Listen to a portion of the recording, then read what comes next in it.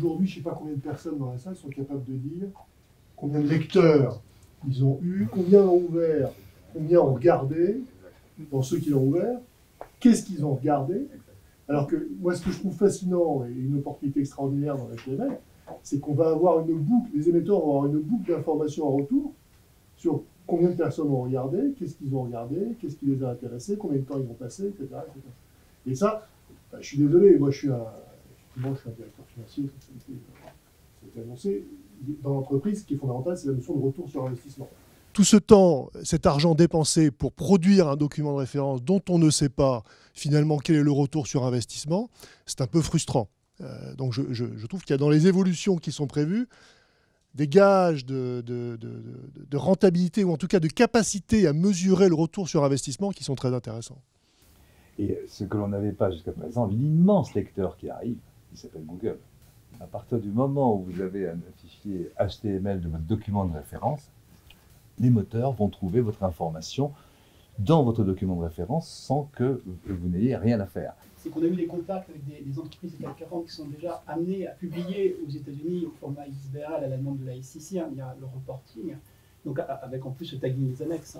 Et donc ils ont écrit à la SEC en posant la question donc, du nombre de téléchargements qui avait été fait. Et la réponse, c'est absence de réponse. Donc, alors que ça fait 10 ans que ça existe aux États-Unis. Donc là, j'insiste sur le fait que l'enjeu base de données est tout à fait considérable et de notre point de vue est au cœur de la réflexion que devrait avoir la place sur ce sujet. Et c'est vrai que nous sommes présents aux États-Unis, à Labrador, depuis 2012. Nous n'avons à date encore jamais vu une enquête de lectorat. Mais aux États-Unis. Après, ça ne veut pas dire que ce n'est pas utilisé, mais en tout cas, voilà, on n'a jamais pu obtenir la moindre enquête de lectorat là-bas. En revanche, comme je le disais, le format européen est plus moderne, a plus de potentiel, le iXBRL également. Il y a de fortes chances que le lectorat soit plus intéressé à lire ces fichiers-là sur les formats européens que le format américain. Nous, de discussions qu'on a vues avec la SEC, ce qu'ils nous disaient, c'est que c'était les parties les plus téléchargées de leur site, donc il n'y avait pas de chiffres, mais que c'était les parties les plus téléchargées. C'est des robots qui les téléchargent. Oui, après, effectivement, derrière, qui les télécharge, comment, pourquoi, il n'y a pas d'éléments. Effectivement. Mais quand on sait que là, c'est facile de plugger un robot sur une donnée XBRL, donc là, effectivement, de ce côté-là, ça part automatiquement. D'ailleurs, le seul chiffre qu'on a, c'est 80% des lecteurs sont des machines.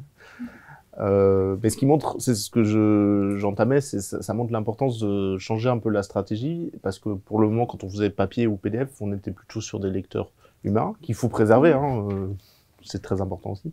Mais on va devoir aussi avoir toute la stratégie sur comment je tag, qu'est-ce que je tag, parce que la réglementation, elle donne une base minimale, mais c'est pas la base de toutes les informations qui sont dans le document, et c'est pas la base de toutes les informations qui éventuellement sera nécessaire. Peut-être qu'il y aura des lecteurs ou des parties qui sont plus lues, ou des choses extra comptables, on n'est pas obligé de se limiter aux certaines parties de la comptabilité ou les données extra comptables, sur lesquelles il y aura une évolution qui va se faire progressivement, certainement pas dans les années qu'on voit là, mais elle va s'initier dans les années qu'on voit là, de quelles données on peut taguer et faciliter l'accès, soit à des analystes, soit à des lecteurs humains, mais aussi soit à des machines, puisqu'on sait que maintenant les machines vont lire les docs de référence dans cette technologie-là.